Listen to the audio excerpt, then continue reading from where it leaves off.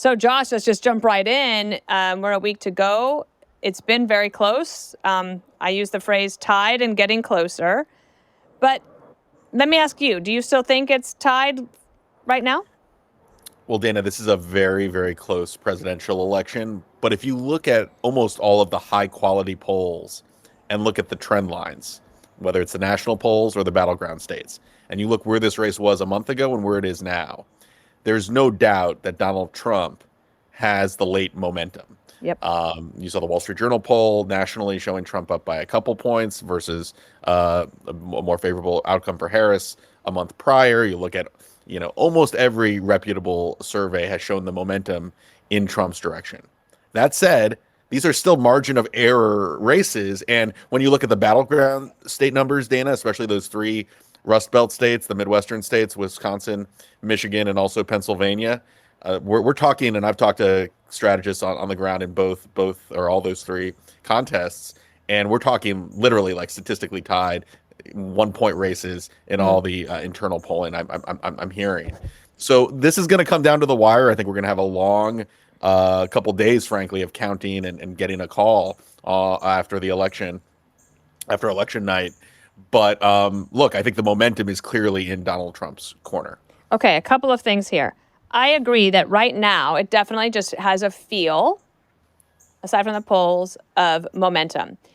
The Trump campaign is consistently beating the Harris campaign to the ball in messaging and in tactics, in creativity, in response, and they seem to have a lot of energy on their side. Now, that could be a little bit of a mirage, because I was talking to Hemmer this morning, and he told me that in Georgia, for example, the early vote that's in has a lot of older white suburban women who are voting.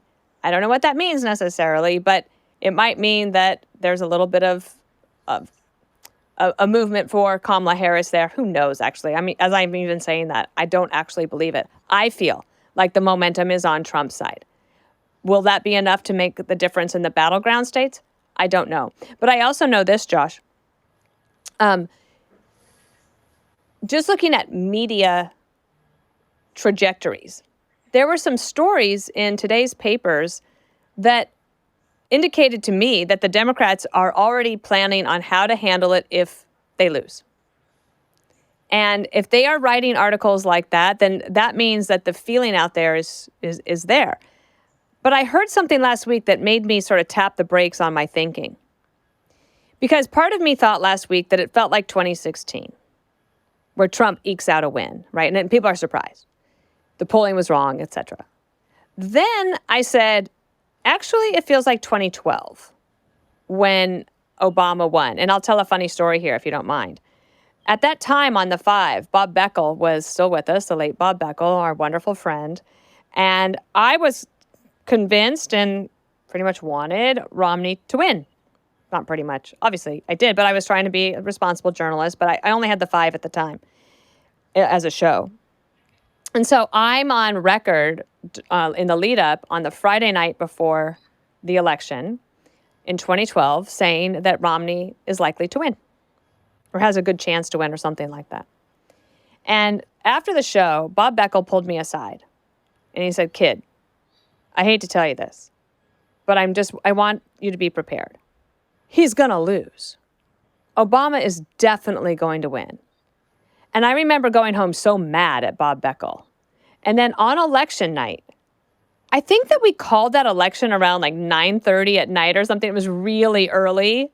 Right. And Romney lost so badly. And I was sitting next to Bob Beckel. And I said, "Bob, I'm so embarrassed that I was way far out there on the limb saying that Romney was going to win." And I've always remembered that. So that's why I'm a little cautious. But then I read today, somebody that I admire suggested it's like Dole Kemp versus Bill Clinton, where Dole really fell away at the end of that campaign. And there was no energy and the momentum was just fading. And that's kind of how I feel today about Kamala Harris. But I'm cautious to say that because I don't know what's going to happen. Well, Dana, I do think it's like 2016, and which was a close race, by the way. Hillary Clinton did win the popular vote, and the margins in those three blue wall states were extremely competitive, even though Trump won all three of them in that election. So I do get a lot of vibes from 2016. Harris has spent the last couple weeks on the campaign trail shoring up her base, right? Shoring up African American men.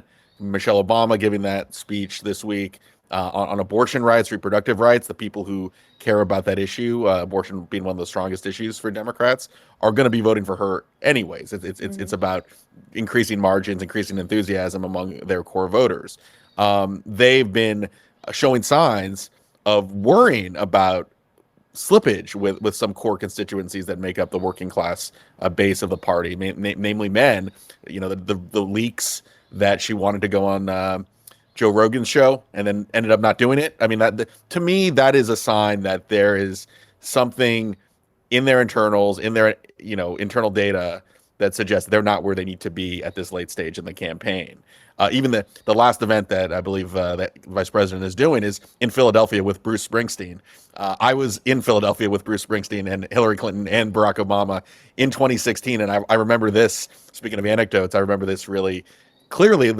I still thought Hillary Clinton was probably still the favorite that morning, and I got a couple calls from some very well-placed Democratic officials who were looking at House race polling, the latest internal data that morning, and were just alarmed that races across the country were not looking as good as they thought. And I had to think to myself, how does that square with the narrative that Democrats had this degree of optimism and confidence that they were going to win that election? Turned out that a lot of the on the ground internal polling, early assessment was accurate. That the fact that Hillary Clinton was in Detroit and doing things to shore up her own base was a sign of the problems for the Democratic Party. And I get a lot of those vibes this year with Harris trying to shore up her base, and frankly, doing even the event with Liz Cheney, which in theory would be a way to kind of show she can moderate her views and show where she's moved to that was not Liz Cheney moved more to the left I know. at that event than Kamala Harris moved to the center. Yep. I couldn't, after watching that interview and then watching Tim Walz on the Daily Show being asked why they want Liz Cheney's support given her views on foreign policy, and Tim Walz rejecting Liz Cheney on foreign policy. And the reason that supposedly you're having Liz Cheney is to get those Nikki Haley national security focused voters. And there you have on that same day, Tim Walz mocking those very voters. I couldn't help but think that they're just playing to the base, playing to people that should already be voting for them. So I do see the smoke signals looking like 2016. And that's consistent, Dana, with all the polling I'm hearing from both sides, where again, very, very close race, but the momentum has been with Trump in the battleground states, and that that they are worried about some core constituencies that normally vote Democratic that are not showing up in the numbers and by the margins that the Democrats are hoping for. So one of the things we talk about in politics is that in the final stretch, you make a closing argument for why somebody should vote for you. There were two big sort of rallies this weekend. I would say that Harris's rally with Beyonce, though she didn't perform, she gave a 4-minute speech. I mean, hello. That to me was a huge miss. That was a miss. But Michelle Obama was the big draw for that one. And she gave a speech that was great. And then you had Trump's Madison Square Garden rally with the energy through the roof. Like ideologically diverse people coming together, having so much fun being together, feeling like, wow, I'm with all of these people and I'm not crazy for having the views that I have. And it's a big run up, and there was a lot of things that you could look at as a traditional campaign person and say, oh my gosh, I never would have done that. And I'd probably put myself in that category. However, at the same time, Alexandria Ocasio-Cortez and Tim Walz decided to. This is why the campaign, Kamala Harris campaign, to me is behind the ball. They had Harris and AOC watch the rally together live on television while playing Madden, which I guess the NFL video game, right? And during their conversation, Tim Walz suggests that AOC should become the Speaker of the House. And I'm thinking, who are they appealing to? What independent voter is thinking, yeah, that's a great idea? Oh, by the way, Dana, they were playing Madden on this Twitch stream, which I'm not, candidly, like there are all Yeah. these different platforms now. But they're playing during a Sunday where a lot of people are watching NFL games, real life NFL games Right. themselves. So like if you're trying, You don't there's have a to play the video game. well, it reminds me that AOC was sort of criticized, and I know you were talking about this on the Five recently. She was trying to campaign in Philadelphia during the Eagles game. Right. Like, Um, yeah, knock yourself out. People are watching TV that they're glued to the game. They don't want to have someone knocking at their door Asking about politics. Kamala Harris.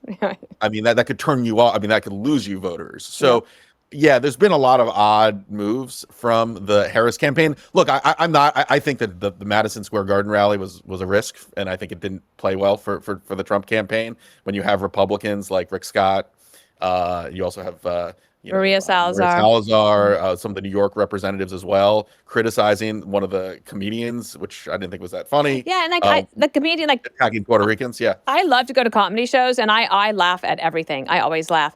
Although I feel like at the Madison Square Garden rally, you didn't even need that because the crowd is hyped. Like they're already ready to go. that's a message. I mean, this campaign has been a race where people don't want to play. I guess they assume that the moderate voters, the Nikki Haley Republicans, the moderate John Fetterman Democrats, they're not in play. that seems to be the thinking. Do you think on that's both true? sides. I don't know. I don't think that's true, actually. I think those are one part of, I don't think they're the only persuadable voters, but that is an important constituency. I mean, you see a notable constituency in the Democratic Party as represented by someone like John Fetterman in the most important state in the country. And you see a constituency in the Republican Party represented by Nikki Haley, who won a solid share of the vote in the Republican primaries, that could make the difference in these key states. Every vote matters, given how close this race is. So the notion that neither party is actually trying to win them. I mean, I think Harris, by getting Cheney's support, was trying to do that, but I don't think the Monday tour gave these voters anything to really hold their hat on. And certainly that MSG rally isn't going to give anyone who's sort of a traditional conservative. I mean, they were attacking Dick Cheney, attacking the Patriot Act. I mean, things that you and I, the Bush party, like the things that they stood for: national security, foreign policy, and a strong defense. Laughing at it and rejecting it. Yeah. So, like, I don't think there was a whole lot for those. If there's any undecided voters left, I didn't think they really gave the party anything and undecided voters to chew on. Another thing that I heard over the weekend is that Republicans tend to get more energized and turn out to vote more if they think they're going to win.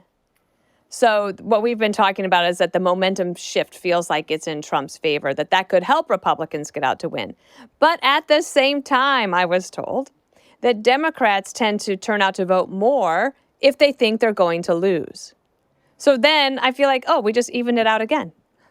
Yeah, it's the psychology of the I mean, it's also like the early vote versus vote on election day psychology, and where you have different people of different ideologies voting in different ways because of how they view and how they trust the system. You know, the thing I would be cautious about if I was the Trump campaign, I don't believe there's like a secret critical mass of Trump voters, shy Trump voters that we saw in 2016 and 2020. I think at this point, if Trump, because of the unpopularity of the Biden administration, Harris's polarization, I think if people who were silent about Trump or didn't want to showcase their support for Trump are much more open about it now. I think we saw that in New York. I mean, I think the Madison Square Garden rally could be a good example of that. So I don't think there's going to be any misses in the polls to the level we saw in 2016 and even 2020. I think the polling is actually probably pretty spot on, showing a close race, but with a narrow Trump advantage.